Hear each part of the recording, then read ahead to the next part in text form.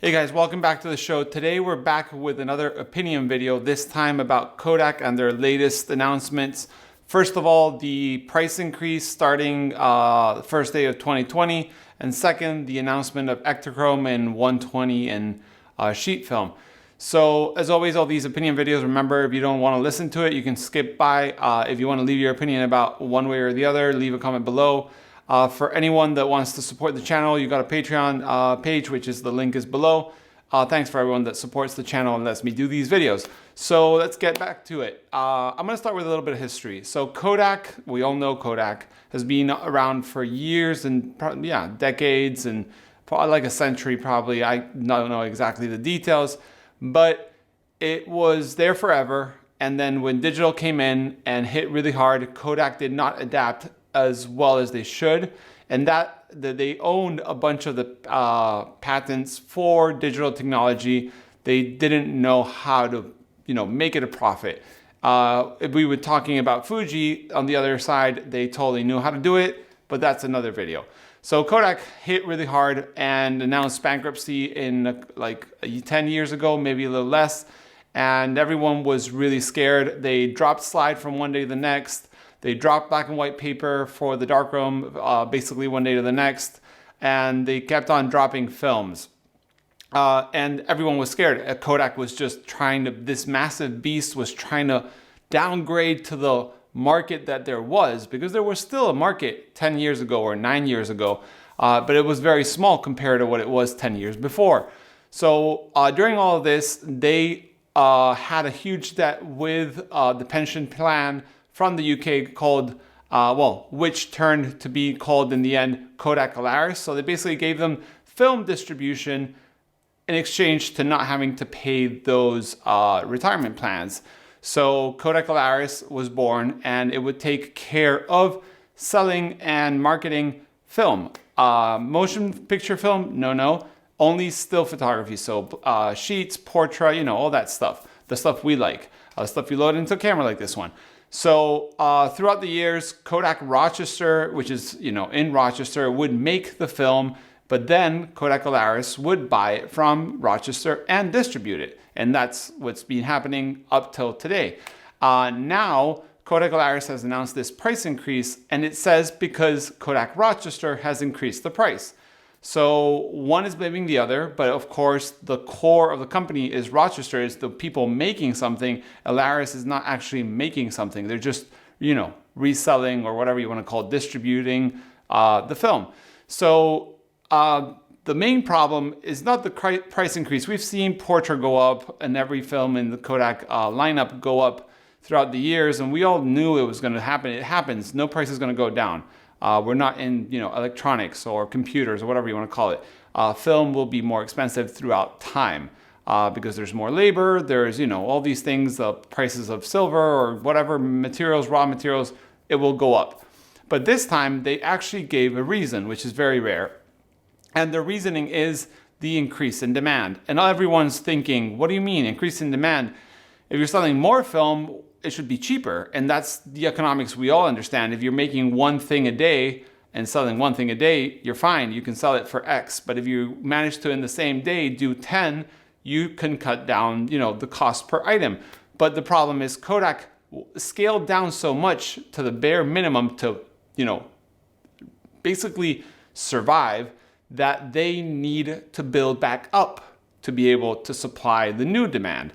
And that is what the reasoning they gave is they have to invest in making more machines, I think finishing and converging, which is basically grabbing the pancakes from the film and putting it into canisters and put them out the door. Supposedly they need that to grow. So for that, they need to put machinery. For that machinery, they need to raise the prices. And don't get me wrong, in any company, usually when you have to do this, you usually look for investors, or you get a loan from a bank, or you get anything, put the money there, and just slowly assume the increase very slightly. But maybe, and I'm saying maybe because Kodak has gone through a lot of problems economically, and they're still not out of the hole of the ditch. Banks or investors or the stock market are not supporting that. And Kodak has decided that if they want to do that, they just have to increase the price of the film.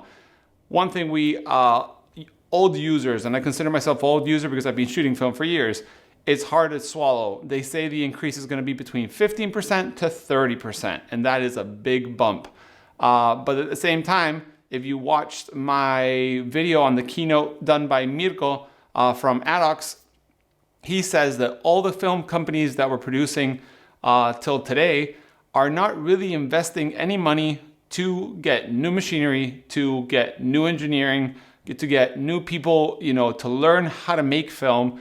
They're just in survival mode, which means a dollar they need, a dollar they sell, a dollar they need, a dollar they sell. That's it.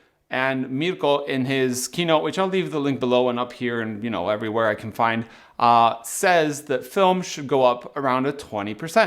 And that would help companies reinvest that extra money to new machines, new factories, new training, new hiring, all these new things that we need. Because if we want to shoot film today, yesterday, and tomorrow, we need these things. And I'm the first one that wants cheap film, but I do want film, whatever the price.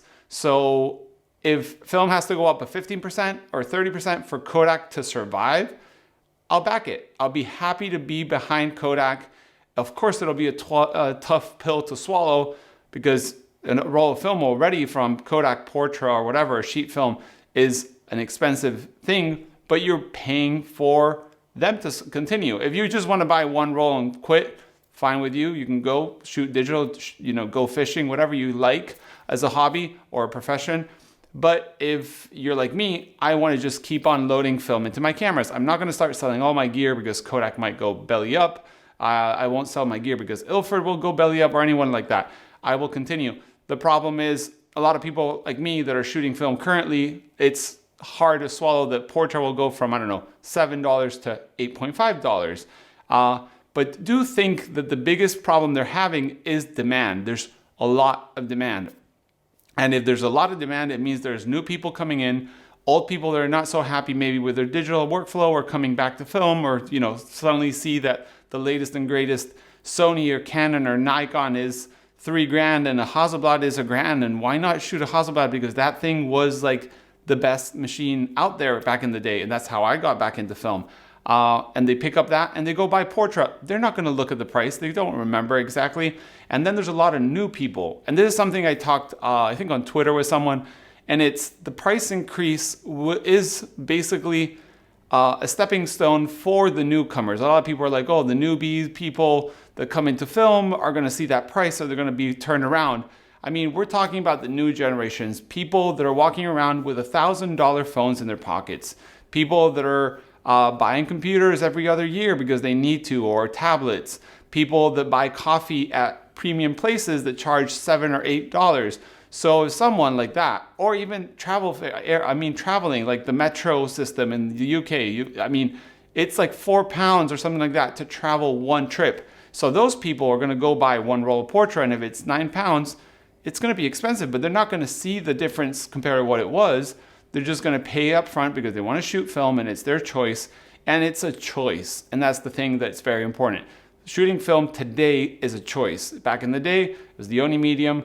You could complain. Now it's a choice. So when you walk into that, you look at the prices, you look at the market, and you choose. That's why Kodak is doing this, because there's a lot of demand, a lot of new people getting into film. And supposedly the biggest problem is the cheap films, Color Plus, Kodak Gold. Those are in huge demand. And I'm the first one that when I'm doing any testing with a camera, I buy some Kodak Gold and put it in my camera. If you look at a couple stores online, the cheapest film is color film. And we all know that color film takes more work than black and white film. So you might think, oh, Fomapan is really cheap or inexpensive, and it's a great film. It is. But you go to Photo-Impex or Mako, and color film, at least till a couple of weeks ago, was cheaper than the cheapest roll of Foma 100. So, that tells you a lot. Like here in Europe, you can buy a Color Plus for like 2.5 euros, I think, at Photo-Impex, which is my store of choice. And if that goes up 30%, I'm not going to do the math, but imagine 3 euros, 3 euros. One roll of film, 36 pictures. You maybe want to pick your pictures, and film, remember guys, is something you shoot and you kind of want to think about it.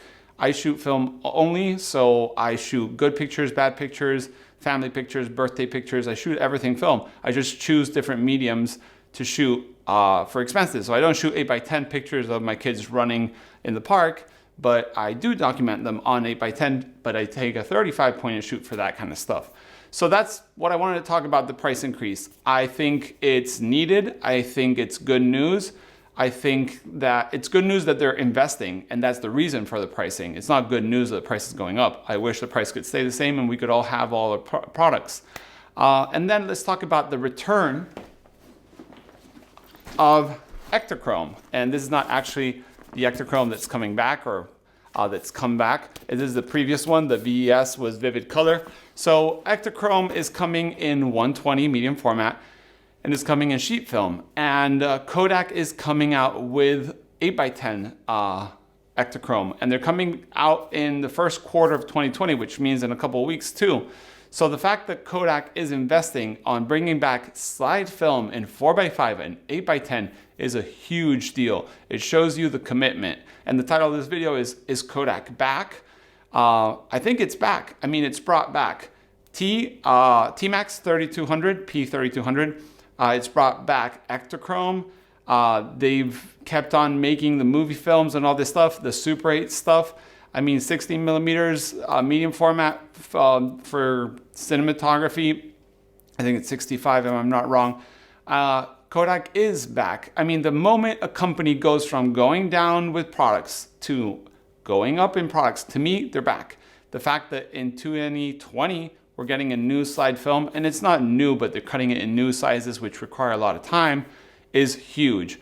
8x10 sheet film in slide, I mean, we do have Fuji still making it, but the fact that Kodak is coming into the market with their Ektachrome is huge. They also announced that they're going to be working on E6 chemistry and E6 test strips, so they're trying to do the whole ecosystem.